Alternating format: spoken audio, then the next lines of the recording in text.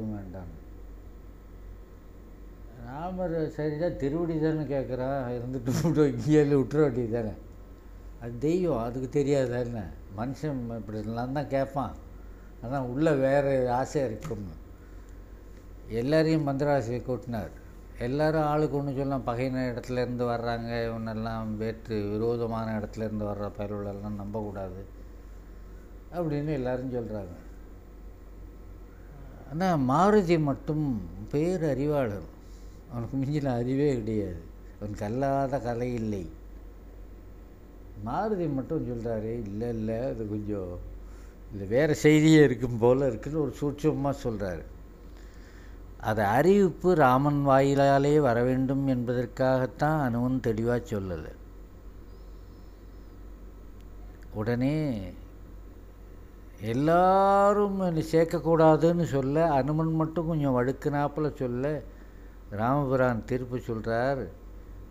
கருத்துற நோக்கி போந்த காலமும் நன்று காதல் அருத்தியும் அரசின் மேற்றே அறிவினுக்கு அவதியில்லை. ஞானியாக இருக்கிறான், சரியான நேரத்துக்கு வந்திருக்கிறான். மனசுக்குள்ளே காதல் அறுத்தி அரசின் மேற்றே. ராமர் தான் தீர்ப்பு சொல்றார். மனசுக்குள்ளே இலங்கை அரசனாக வரணும்னு ஆசை இருக்குது. விபீஷனை வச்சுக்கிட்டு தான் சொல்கிறார். இலங்கை அரசனாக வரணும்னு ஆசை இருக்குது. இத்தனை பேர் சொல்லலை. துஞ்சலில் நயனத்தைய சூட்டுதி மகுடம் என்றால் பட்டாபிஷேகம் நடத்துகிறாய். என்ன பட்டாபிஷேகம்? லட்சுமண ஆழ்வாருக்கு. ஆமாம், இலங்கை அரசனாக இவனுக்கு பட்டாபிஷேகம் என் கண்ணதுக்கு செய்யும். இன்னும் யுத்தமே தொடங்கலை.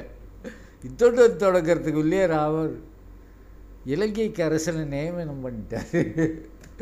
அதை போல் செய்வானா இவர். ஒன்றாறு ஆறையில் அவர்கிட்டாகவும் அவர்கிட்ட இருக்கும்போதே பால்கடல் இருக்கும் பாடலை கூப்பிட்டு, இல்லை கேட்காதவர்களெல்லாம் கூப்பிட்டு, உனக்கு அந்த நாடு வேணுமா, வேணுமா, சரி போய் அடித்து இந்தாண்ட இதாண்ட ராஜா, இங்கேயே ராஜான்னு ஒரு கிரீடத்தை வச்சுருவான், இவனையும் சேர்த்து அழைச்சிட்டு போய் அங்கே உட்கார வச்சுட்டு வந்துடுவான். என்ன பாட்டு! அற்புதமான பாடல் இது. ஊன்பதி பசுங்குடையாருடைய பாட்டு. பொருளாதாரம் எல்லாமே பொருளாதார பாட்டு தான் இப்போ சொல்லிட்டு வர்றேன். கழிந்தது பொழிந்தன வால்கண் மாறினும். அதே போல் மேற்கொண்டு முன்னாடி கூட ஒரு 10ஆம் பாட்டில் கூட அப்படி ஒரு சிறப்பான செய்தி வருகிறது. 370ஆம் பாட்டில் கூட இந்த ஊன்பதி பசுங்குடையார் இந்த அரசனை பற்றி பாடுகின்ற ஒரு செய்தி வருகிறது.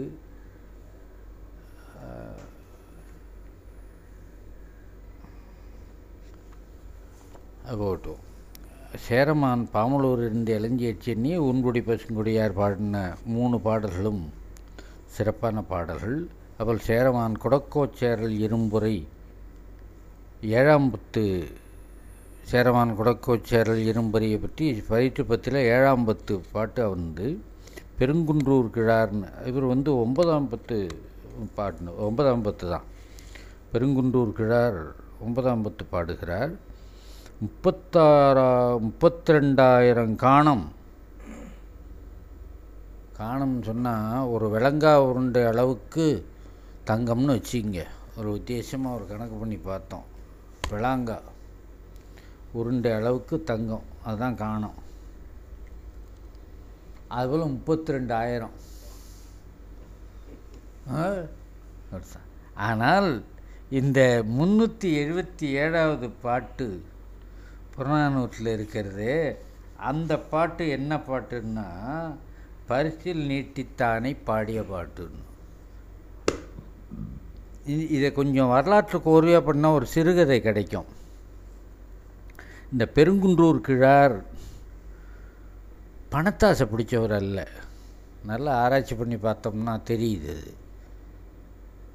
வையாவிக்கோ கண்ணகின்னு ஒரு அம்மா, வையாவிக்கோ பெரும்பேகனுடைய காதலி, மனைவின்னு கூட சொல்ல முடியல, காதலி.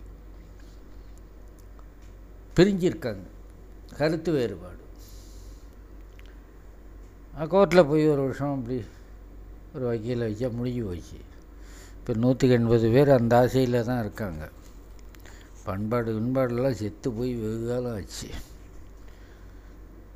வேற ஒன்றும் இல்லை, பணம் நடுவில் போகிறது. கணவன் மனைவிக்கு நடுவில் இருக்க வேண்டியது அன்பு என்பது போய் கணவன் மனைவிக்கு நடுவில் இருக்க வேண்டியது பணம்னு ஆயிடுச்சு.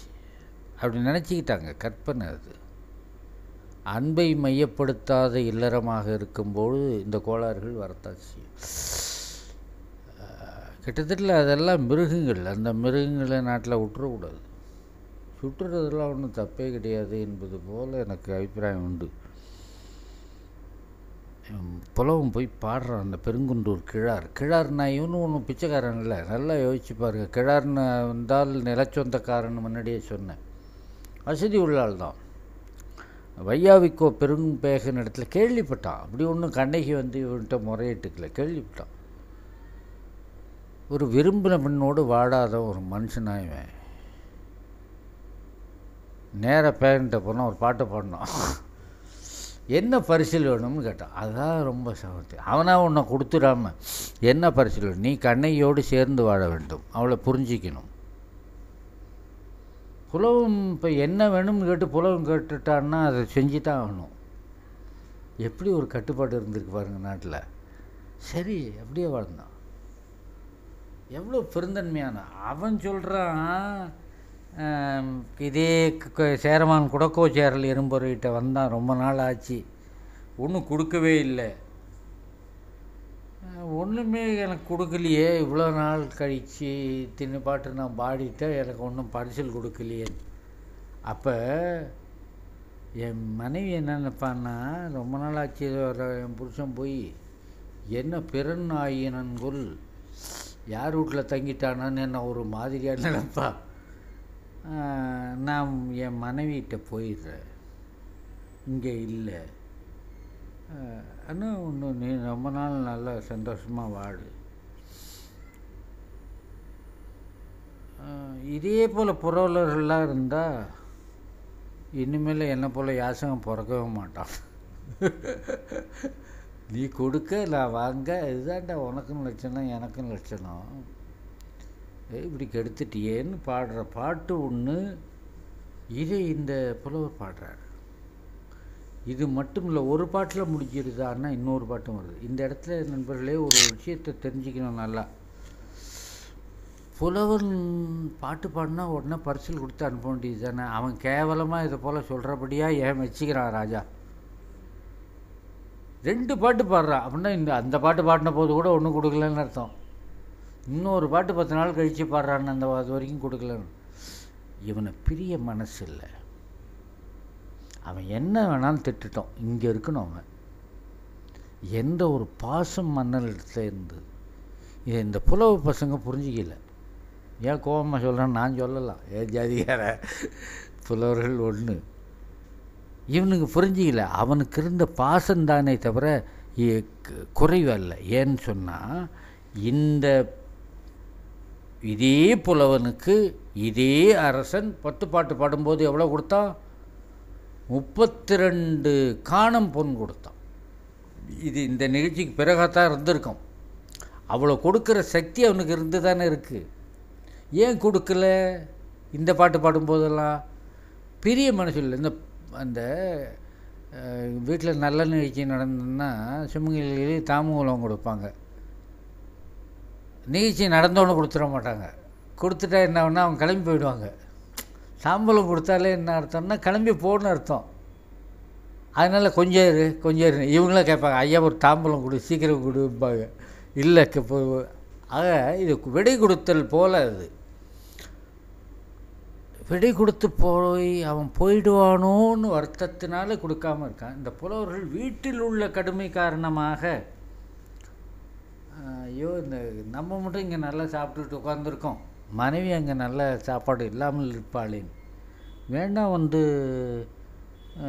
கொஞ்சம் பார்சல் கட்டி அனுப்புறது. இல்லை நெடுந்தொலைவாக இருந்தால் குதிரையில் கொஞ்சம் முன்னாடி பரிசில் அனுப்பலாம்ல. இதே புலவன் செய்கிறான். இதே புலவன் இந்த புலவனுக்கு செய்கிறான். அது போல் அவளுடைய வீட்டுக்கு அதை வச்சுட்டு அந்த குசேலர் கதையே வருது. ஒரு புரவலன் சொன்னால் என்ன பண்ணோம்னா, கிருஷ்ணனுக்கு தான் தெரியும் அந்த ரகசியம். அதனால தான் கிருஷ்ணனை புரிஞ்சிக்க முடியாதுன்னு எல்லாரும் சொல்கிறதுக்கு காரணம் அதுதான். குசேலருக்கு இங்கே பெரிய சிறப்புகள்லாம் பண்ணார். ஒருபடி அவலை வாகையிலே போட்டு கொண்ட உடனே குசேலரே பெரிய ஒரு ராஜாவாட்டம் ஆக்கிட்டார். குசேலர் மனசுக்குள்ளே என்ன இருந்திருக்கும்? நம்ம ராஜ கம்பீரமாக உட்காந்துருக்கோம், இங்கே அப்படி தங்கத்தட்டில் எல்லாம் ஏகப்பட்ட பலகாரங்களோடு சாப்பிட்ருக்கோம். சுசிலையும் 27 பிள்ளைகளும் அங்கே என்ன பாடுபட்டுக்கிட்டு இருக்குமோன்னு நினச்சா ஒரு வாய் உள்ளே போகுமா? அதைத்தான் கிருஷ்ணன் முதல்ல செஞ்சார். இவர் இங்கே சாப்பிட்றதுக்குள்ளே அங்கே ரெடி, அந்த குடும்பம் ஒவ்வொரு ஆயிடுச்சு. அதை சரி பண்ணி தான் அதை பண்ணார். ஒரு அரசன் சொன்னால் அப்படி தான் இருக்க வேண்டும் என்பதை வகுத்து கொடுத்தது கிருஷ்ணன்னா. இதில் உள்ளி வந்தேன் ஓங்கு நிலை பரிசிலேன், உன்னை நினச்சி தான் நான் வந்தேன். ஆனால் என்ன ஆச்சு? ஆடுகொள் வேல்மார்பு பழிச்சு செல்வல்லத்தை, இங்கே ஒன்றும் நடக்கலை. நானாராயினும் நாணக்கூரியன் நுணங்கு சென்னா வணங்க ஏற்றி பாடப்பாட பாடுபொருள் கொண்ட நின் ஆடுகொள் வியன்மார்பு தொழுதனன் பழிச்சு. ஆனால் எத்தனை நாள் இருந்து எவ்வளோ பாட்டு பாடினாலும் உன் புகழை நான் முழுசும் பாடி முடிக்க முடியல. அப்போது அதை சொல்கிறான் பார், இன்னும் பல நாள் இருந்து தான் ஆகணும், முடியல, பாடின வரைக்கும் போதும்னு செல்வல்லத்தை இவைகளும். ஏன்னு சொன்னான்னா, என் மனைவி வல்சியின்மையின் வீட்டில் அரிசி இல்லையா, நான் வரும்போது ஒத்த பருக்கு சமைக்கிறதுக்கு கூட ஒரே ஒரு அரிசி கூட கிடையாது. வல்சியின்மையின் வயின் மாறி எலி மடிந்த துல்சுவர் வரைப்பில், வீட்டில் வெறும் எலி தான் கிடக்கு. பழமையான சோறு என்றைக்கு இடிஞ்சு விடுன்னு தெரியாது. முளைக்கோள் மறந்த புதல்வனோடு தாய்க்குன்னு ஒரு மார்பு இருக்குது, அந்த மார்பில் சப்புனா பாலுன்னு ஒன்று வரும்னு இந்த பிள்ளைக்கே தெரியாது, பிறந்த உடனே தெரியாதுன்னு. இது பையங்கள்லாம் கேட்பாங்க, அது இவ்வளோ லட்சத்தில் இருந்து அது எப்படி சார் குழந்தை பிறந்தது? அதாட்டா விதிங்கிறது. முளைக்கோள் மறந்து விருந்தளி சாத்தனார் பாடுவான், இல்லி தூர்ந்த பொல்லா வருமலை சுவைத்தரும் அழுந்தன் மகத்துவ நோக்கு காணிய வந்தனன் பெருமை. மனைவி வீட்டில் அடுப்பில் ஆம்பல் பூத்து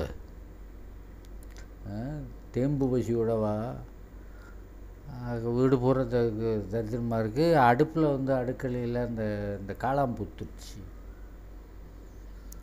அப்படின்னா எத்தனை நாளாக இருக்குன்னு சொல்லுவாருங்க. அந்த குழந்தை ஒன்று அழுது, என்னமோ பெரிய ராஜா விட்டு ராணி ஆட்டம் நினச்சிக்கிட்டு எடுத்து மார்பிள் அணைச்சி குழந்தைக்கு பால் கொடுக்க போகிறான். அது தூர்ந்து போய் வெகு காலம் ஆச்சு, அவளுக்கும் தெரியல. இது ஒரு சப்பி பார்த்துட்டு அங்கே ஒன்றும் இல்லைன்னு ஒன்று அழுது. குழந்தை தாய் முகத்தை பார்த்தால், தாய் என் முகத்தை பார்த்தால், நான் உன் முகத்தை பார்க்க வந்தேன். அதே தொடர் இங்கே வருவார். முளைக்கோள் மறைந்த புதல்வனுடைய மலைத்தலை இருந்தன வான்முதற் படர்ந்தே செல்கு வெள்ளத்தை, நீ கொடுத்து கிழிச்சது போதும், நான் ஊருக்கு போய் சேர்றான்டான் நான். அதுக்கு அடுத்தது ஒரு புலவன் சேரமான் குடக்கோச்சேரல் இரும்புரையை பாடியதை பார்த்தோம். அதுக்கு அடுத்தது சேரமான் யானைக்கச்சை மாந்தரஞ்சேரல் எறும்புரை பாடினது. இந்த பாட்டை பற்றி எல்லாருக்கும் தெரியும். ஒரு வானியல் சாஸ்திர பாடல். இந்த பாடலை விளக்கி சொல்ல ஆரம்பித்தோம்னா அதுவே ஒரு நாள் ஆகும். அனுஷ ராசியிலே புனர்பூச நட்சத்திரத்தில் உத்தரம் கலந்திருக்கும்போது மூலம் மிருகசீஷம் மத்தியிலே ஒரு நட்சத்திரம் கீழே விழுந்தது. இது நடந்தது 15 நாட்களுக்கு முன்னாடி. நானும் என்னுடைய நண்பர்களும் அப்படியே உலா போகும்போது ஆஹா, இதை போல் நட்சத்திரம் விழுந்துருச்சு, அரசன் இன்னும் 15 நாளில் செத்து போவான்னு வானியல் சாஸ்திரப்படியாக நாங்கள் கண்டுபிடிச்சோம். அப்படியே சரியாக 15ஆவது நாள் ராஜா போயிட்டான். என்று சொல்கிற ஒரு பாட்டு. ஆக கோள்களை வைத்து அந்த வானிலை அறிவு அவர்களுக்கு அவ்வளோ இருந்தது. அது சரியாக பலிக்கிறது என்ற செய்தியும் அதில் வருகிறது. அதனால் அந்த சங்க தமிழர்களுக்கு இருந்த வானியல் புலமை இந்த பாட்டினாலே மிக தெளிவாக வருது. பல நூல்களிலே இதை குறிப்பிட்டு நிறைய கதை செய்திகள் எழுதியிருக்கிறார்கள். சேரமான் மாரி வெண்கோ என்ற ஒரு அரசனை ஔவையார் பாடினது. ஔவையார் என்ற புலவரை யாருக்கும் தமிழ் புலவர்களை பற்றி கேட்டால் சொல்ல வேண்டிய அவசியம் கிடையாது. ஆனாலும் கூட 58 பாடல்கள் சங்க நூல்களில் ஔவையாருடைய பாடல்கள் இருக்கிறது. 58 பாடல்களில் 25 பாடல்கள் அகப்பாடல்கள், மீதிப்புற பாடல்கள். முன்னே சொன்னது போல இவரும் ஒரு சமுதாய கடமைகளையும் செய்தவர். நல்லா பாருங்கள், கபிலர் சமுதாய கடமை செய்தவர். யாரோ பாரி நண்பனுங்கிறதுக்காக பாரி இறந்தவுடனே அந்த பெண்களுக்கு கல்யாணம் ஆகணும் என்று சொல்லி ஊராக அழைச்சிட்டு போய் தேவையில்லையே. அப்புறமும் என்ன பண்ணுறாருன்னா இந்த ஔவையார்கிட்ட தான் கொண்டு வந்து விடுறாரு கபிலர். ஔவையார் தான் கல்யாணம் பண்ணி வைக்கிறார். அவன் இப்போ கண்ணகி எப்படி போனால் இவனுக்கு என்ன போச்சு? கண்ணகி கல்யாணம்னு ஒரு ஆள் போகிறப்போ. ஆக சமுதாய கடமைகளையும் செய்த புலவர்கள் சிறப்போடு வாழ்ந்தார்கள், புகழ்பெற்று விளங்கினார்கள் என்பதுக்கு புறநானூற்றில் நிறைய ஆதாரம் இருக்குது. இந்த பாடல்லையும் ஔவையார் இன்னும் பணத்துக்காக பாடினான்னு வரவே வராது. அதிமானம் மட்டும்தான் பாடுவாங்க. அதிமானம் பணம் கொடுன்னு கேட்கறது இல்லை. அவன்தான் குடைமிடம் பட்டான்னு பாடுவாங்க ஔவையார். யாம் சில அரிசி வேண்டினோமாக கீரை சமைச்சிருந்தேன், இந்த மாவு அரிசி மாவு அதில் தூவினா முறமுறான்னு இருக்கும், கொஞ்சம் அரிசி மாவு தூவணும். பார்த்தா பாட்டில் அரிசி மாவு கிடையாது, கொஞ்சம் அரிசி கொடுக்க. அவன் யானையே அனுப்பிச்சி வச்சான். அவ்வளோ பைத்தியம். இப்போ அரிசி மாவு தான் இப்போ அவசரத்துக்கு எது தேவையோ அதை கொடுப்பியா, அதை விட்டு யானையே அரிசி. அந்த அம்மா யாரையும் கேட்க மாட்டாங்க, எதுவும் தேவையில்லை அந்த அம்மா. ஆனால் நல்ல விஷயங்கள்லாம் அவங்க வருவாங்க. பாண்டியன் உக்கிரப்புற விடுதி, சோழன் ராஜசூயம் பெற்ற பெருநற்கிள்ளி, சேரமான் மாரி வெண்கோ, இந்த 3 பேரும் ஒன்றாயிருந்த பொழுது பாடிய பாட்டு நாகத்தன்ன என்று தொடங்குகிற புறநானூற்று 367வது பாடல். ரொம்ப சிறப்பான பாட்டு. அந்த பாட்டில் கடைசியிலே வாழ்த்துகிற வாழ்த்து தான், வானத்து வயங்கிய தோற்றத்து மீனினும் இம்மன இயங்கு மாமழை உரையினும் உயர்ந்து மேந்தோன்றி பொலிகனும் நாளே, மழை துளி எத்தனையோ அத்தனை நாள் வாழணும். சும்மா வாழணுமான்னு இல்லை, இரவலர்க்கு அருங்கலம் அருகாது வீசி, யார் யார் வந்து கேட்குறாங்களோ அவர்களுக்கெல்லாம் நீ தானம் பண்ணணும். வாழுதல் வேண்டும் இவன் வரைந்த வைகள், வாழச் செய்த நல்வினை அல்லது ஆழுங்காலை துணை பெரிதில்லை. அதை நினப்பு வச்சிங்க 3 பேரும். கடவுள் உன்னை ஸ்டேஜுக்கு அனுப்பியிருக்கார். ஸ்டேஜுக்கு வரும்போது நடிக்கிற நடிப்பு சரியாக இருக்கணுமா இல்லையா? இல்லை, ஸ்டேஜுக்கு வரும்போது எனக்கு தூக்கமாக இருக்குன்னு ஸ்டேஜில் படுத்து தூங்கிவிட்டு அப்புறம் நாடகம் முடிஞ்ச அப்புறம் ஸ்க்ரீனுக்கு பின்னாடி போய் நான் பாட்டு வசனம் பேசி என்ன பிரயோஜனம்? கடவுள் இந்த வாழ்க்கையை கொடுத்துருக்கிறார். இப்போ ஸ்டேஜுக்கு வந்திருக்கோம். வந்த நேரத்தில் என்ன செய்யணுமோ அது சரியாக இந்த டைலாக்கு இதை முடிக்கணும்னு. இங்கே என்ன பண்ணணும்? அப்போ வாழச் செய்த நல்வினை அல்லது ஆழுங்காலை துணை பெறுதில்லை. அவசர அவசரமாக நல்வினையை பண்ணுங்க. எவ்வளோ கோள நல்வினையை குவிச்சிக்க முடியுமோ அவ்வளோ கோள நல்வினையை குவிச்சிக்கிங்க. இதுதான் ஆழுங்காலை துணை.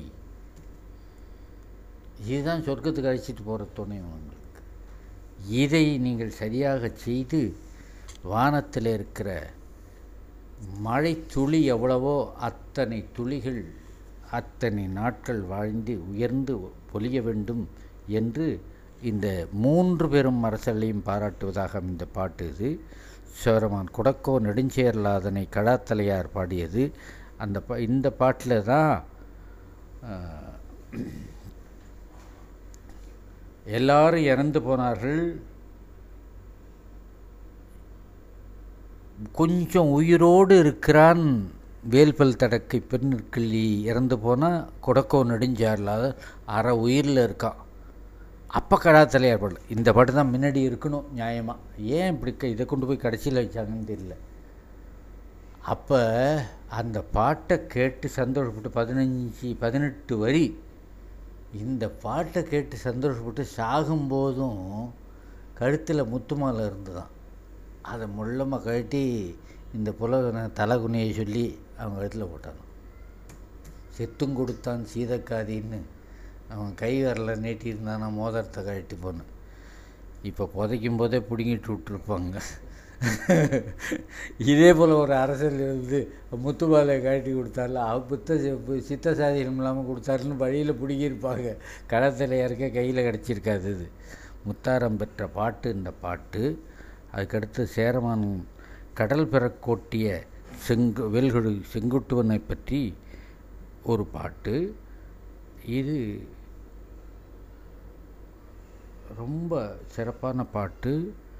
இந்த அரசனை பற்றி அகநானூற்றிலே கூட ஒரு பார்வை செய்தி வருகிறது. சிலப்பதிகாரத்திலேயும் கடும்போர் கடந்து நெடுங்கடல் ஓட்டி பொங்கிரும் பரப்பில் கடல் பிறக்கோட்டி. இந்த கடல் பிறக்கோட்டின்னு சொன்னால் என்னன்னா, கடல் பிற்படும்படியாக தள்ளி அப்படின்னா கப்பலில் போகிறான்னு அர்த்தம். கப்பலில் போன ராஜாவன் சால்பெருந்தானை சேரலாதன் மால்கடல் ஓட்டி கடம்பு அறுத்து இயற்றிய.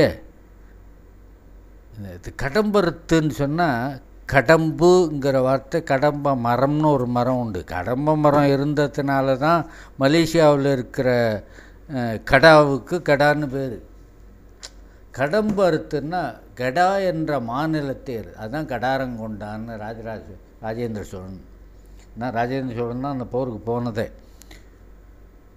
கடம்பு அறுத்து, ஆக சங்க காலத்திலேயே கடாரம் வரைக்கும் போய் ராஜராஜ சோழன் ராஜேந்திர சோழன் காலத்தில் கப்பல் இருந்ததுங்கிறதெல்லாம் ஆச்சரியம்.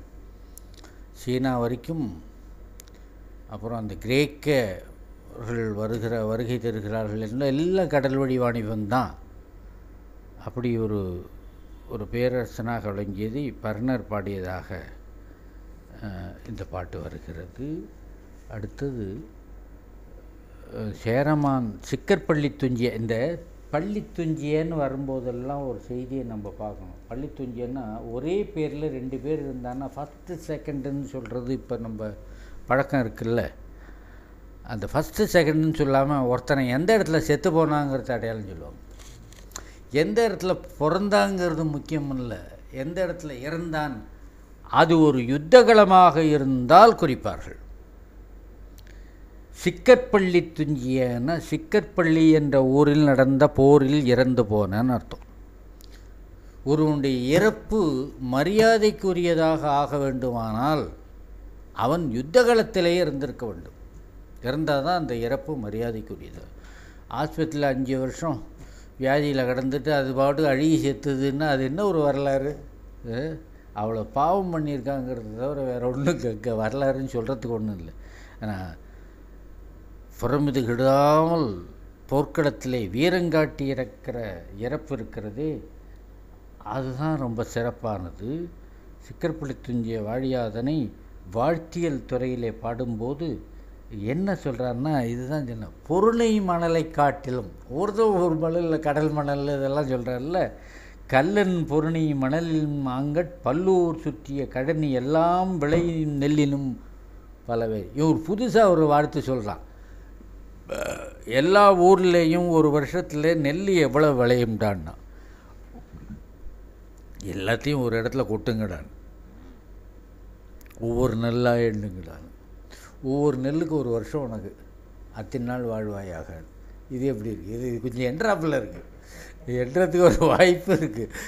அந்த மணலுக்கு அந்த வாய்ப்பே கிடையாது. பொருணை மணலை சொன்னால் தாமிரபரணியினுடைய மணல் ஒரு விளையாவது எண்ணிட்டாலும் என்னெல்லாம் உலகத்தில் விளையிற நெல்லெல்லாம் வச்சுக்க, எத்தனை நெல் இந்த வருஷம் விளைஞ்சதோ அத்தனை நெல் ஒவ்வொரு ஆண்டாக வைத்து நீ வாழ வேண்டும்.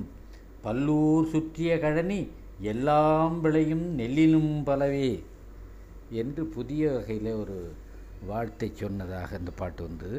அடுத்தது சேரமான் வஞ்சன் என்பவனை திருத்தாமனார் என்பவர் பாடிய பாட்டு அது.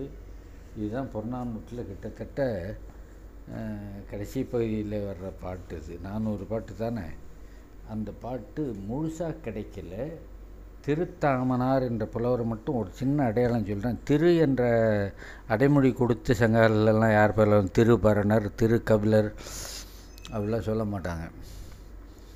அந்த திரு என்ற அடைமொழி கொடுக்குற பழக்கம் பழைய காலத்தில் கிடையாது.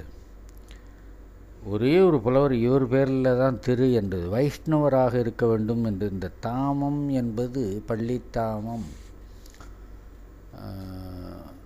அலங்கார மாலை, பெருமாளுக்கு சூட்டுகின்ற அலங்கார மாலையை தாமம்னு சொல்கிறது. ஒருவேளை வைஷ்ணவராக இருக்கலாம். திரு என்பது அவருடைய அடைமொழியாக இருக்கிறது. இந்த பாடல் முழுசும் கிடைக்கல. இருந்தாலும் கூட இந்த பாட்டு அவன் செய்கிற கொடைச்சிறப்பை சொல்கிறது. சேரமான் வஞ்சன்னு பேர். வஞ்சன்னா வஞ்சனை செய்பவன் என்பது போல் என்னமோ கேவலமான பேரை போல் இருக்கிறது. ஆனால் வேணும்னே ஒரு தன்னை தாழ்த்தி கொள்ள வேண்டும் என்ற ஒரு யானையோ தவம் செய்தேன் அப்படின்னு சொல்கிறாங்கல்ல. அப்போது நான் வஞ்சனானவன் நாயிற்கடையாய் கிடந்த அடியேற்கு நாயின்னு சொல்லிக்கிறாங்கல்ல. அப்படிப்பட்ட ஒரு தாழ்வு உணர்ச்சியோடு ஒரு பக்தி நிலையிலே வைத்து கொண்ட பேராக அது இருக்கலாம்னு நான் நினைக்கிறேன். நிறைய கொடை செய்திருக்கிறான். என்ன கொடுப்பானான்னா, சிறிதிற்கு பெரிது வந்து சின்ன ஒரு பாட்டோ ஒரு நல்லதோ சொன்னது போல் சொன்னாலும் கூட ரொம்ப சந்தோஷப்படுவானா. துரும்படு சிதார் நீக்கி என்ன அழுக்காக இருக்கிற துணியை அவனே வந்து அவுத்து விட்டு டக்குன்னு ஒரு புது துணி கட்டுவானா. அந்த துணி எப்படி இருக்குன்னா புகை விரிந்தன்னு பொங்கு துகில், இந்த புகையை பிடிச்சாப்புல இருக்குமா, அவ்வளோ நைஸாக இருக்குமா. அந்த துணியை கெடுப்பான். கொடுத்து இந்த மண்டையில் அவனே ஊற்றுவானா. மண்டை என்பது கல் உண்ணும் பாத்திரம், தங்கத்தில் செஞ்சது. மண்டைன்னா மட்டம்னு நினைக்கிறேன், தங்கத்தில் செஞ்ச பாத்திரம். அந்த பாத்திரத்தில் அவனே கல்லை ஊற்றி குடியும்பானா. இவனுக்கு மட்டும் இல்லை, சொந்தக்காரங்க பூரா எத்தனை பேர் போயிருந்தாலும் அவளுக்கு கொடுப்பானா. கடைசியில் பூந்துகில் கலிங்கம் உரைசல அருளியோனே, என்ன ஜென்மத்துக்கு பேர் சொல்கிறாப்புலாம் இருக்குமா. அப்பேற்பட்ட உயர்ந்த ஆபரணங்களை எல்லாம் ஆடைகளை எல்லாம் கொடுப்பான் என்று எல்லா விதத்திலையும் அவனுடைய கொடைத்தன்மையை மட்டும் திருத்தாமனார் பாடுகிறார்.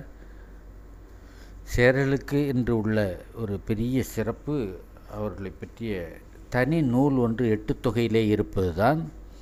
சேர மன்னர்களுடைய ஆண்ட ஆட்சி காலத்தையும் அந்த 10 பாட்டிலே நாம் பார்க்கிறோம். 18 நாம் பார்க்கிறோம்.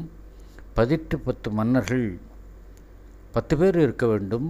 ஆனால் முதல் 10ம் கடைசி 10ம் கிடைக்காத காரணத்தினாலே 8 பேர்களுடைய வரலாறுகள் சொல்லப்படுகிறது. ஆட்சி ஆண்டுகளும் சொல்லப்படுகிறது. அவற்றை கூட்டி பார்த்தால் 259 ஆண்டுகள் 8 பேர் ஆண்டிருக்கிறார்கள் என்று தெரிகிறது. அது கிட்டத்தட்ட மொத்தத்துக்கு சேர்த்தா 18 காலம் 300 ஆண்டுகள், 3 நூற்றாண்டுகளுடைய வரலாறு என்று அந்த ஒரு நூலை சொல்லலாம். தமிழர்களுக்கு வரலாற்று உணர்வு இல்லை என்று சொல்லுவது ரொம்ப பொய் என்பதற்கான ஒரு ஆதார நூலாக இந்த 18 என்ற நூலை கொள்ள வேண்டும். புறநானூறு என்ற நூலும் கூட ஒரு விதத்தில் நம்முடைய வரலாற்று ஆவணங்கள் தான்.